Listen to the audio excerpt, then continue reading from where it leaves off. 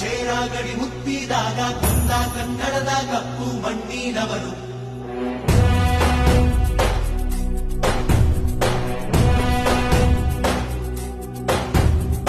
ವಜ್ರ ಬಲ್ಲಾಳರಾಯ ಸೋಗೆ ಬಲ್ಲಾಳರಾಯ ಕತ್ತಿಗಲೆ ಬಿತ್ತಿ ಹೋದ ವಂಶಾದವನು.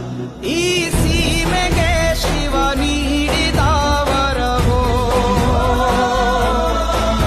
ಈ ಊರಿಗೆ ಇವಾಲದ ಮರವೋ.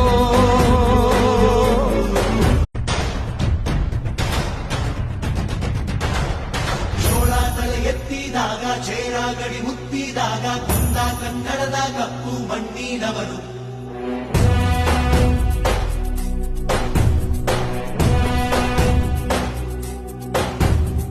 ವಜ್ರ ಬಲ್ಲ